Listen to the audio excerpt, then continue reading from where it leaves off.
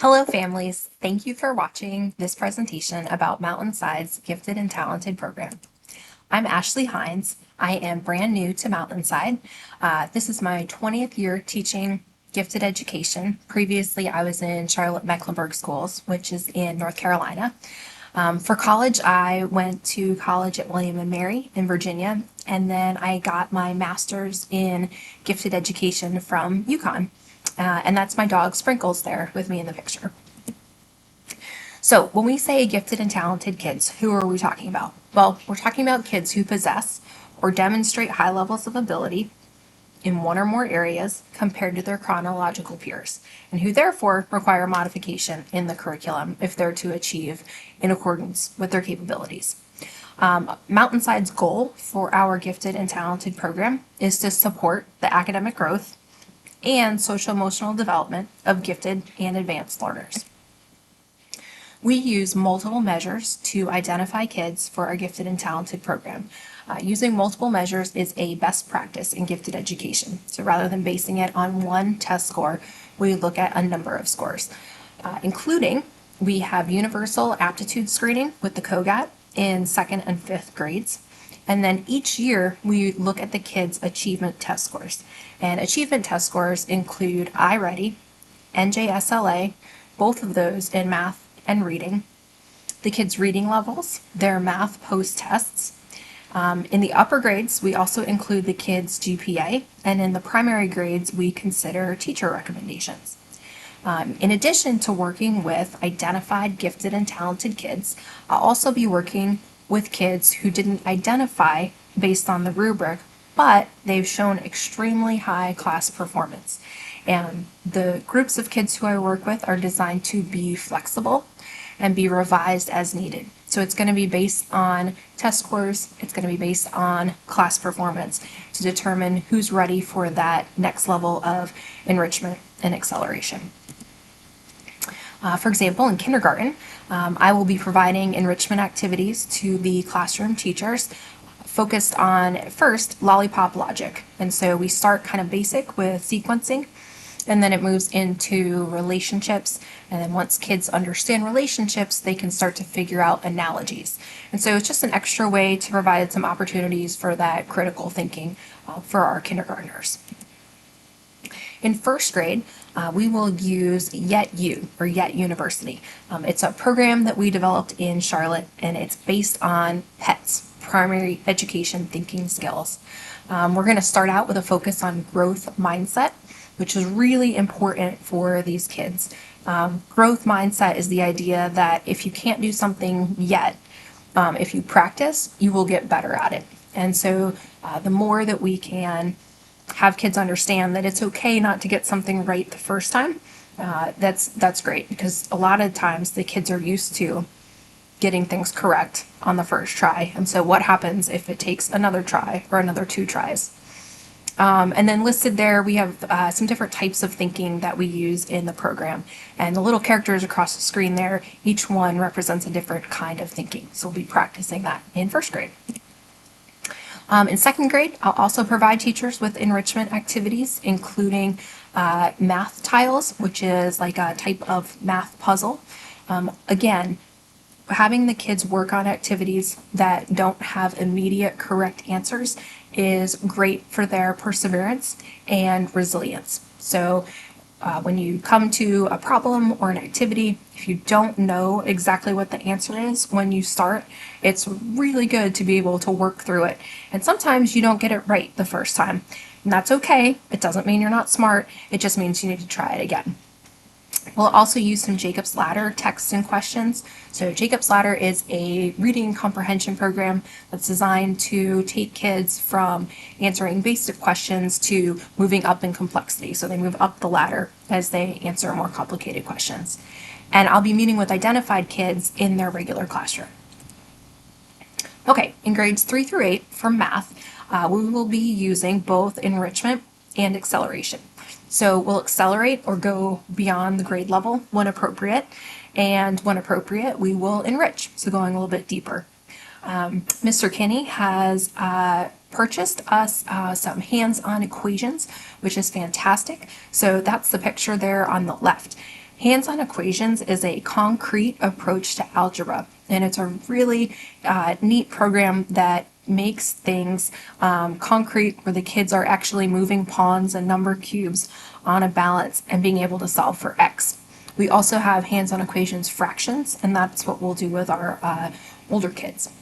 We will also have two Math Olympiads teams. We will have a middle school team and an elementary school team. Math Olympiads is a global math contest. So there are 5 contests a year. There's 5 questions on each contest, and the questions are really hard. And so after the kids complete the contest, I'll put their scores in, and we will be compared with kids not just from across the US, but also kids in other countries too. So it's kind of neat to see how they score and how other kids have scored. And we'll go over the problems too, how to solve them.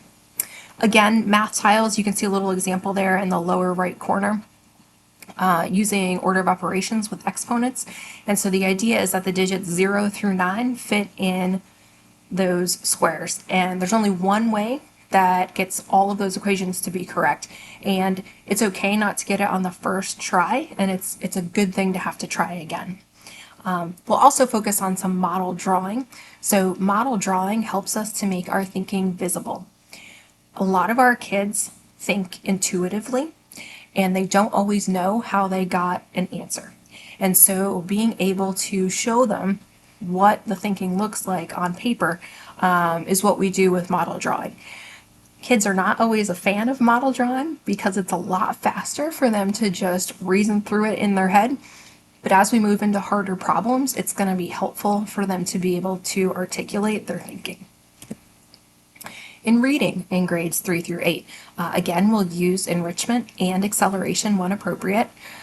We will use thinking maps, which that's the picture in the bottom right corner of the screen. Those 8 maps each correspond with a different thinking skill. Again, it helps the kids make their thinking visible. And so we can use thinking maps in reading, writing, math, pretty much any content area. It gives the kids a concrete way to organize their ideas, which is going to help them to think through processes better. We'll use concept-based instruction, so connecting to big ideas that apply to multiple disciplines. We use a cross-impact matrix sometimes. There's an example in the top right corner about literary elements and how they actually impact each other in the poem Ozymandias. And we'll be working on some literature and informational text analysis. So now we're going to talk a little bit about some social emotional ideas that affect our gifted and advanced kids. Motivation is a big one. So sometimes we see that kids are not achieving to what we know to be their full potential. And so a lot of times that comes down to motivation. In this comic here, the little guy is saying, I could do more, but we both know it's going up on the fridge either way. So there's not a lot of incentive. So he's figured out what the bare minimum is that he has to do in order to get the picture on the refrigerator. So with our kids, they're very bright. They pick up on how things work. And so sometimes we have to dig a little deeper for motivation. I have a link to this article on my website that I will send you information about. It's a list, and it was published in Parenting for High Potential by Dr. Del Sigley and Dr. Betsy McCoach, and they talked about the do's and don'ts of motivating your gifted kid.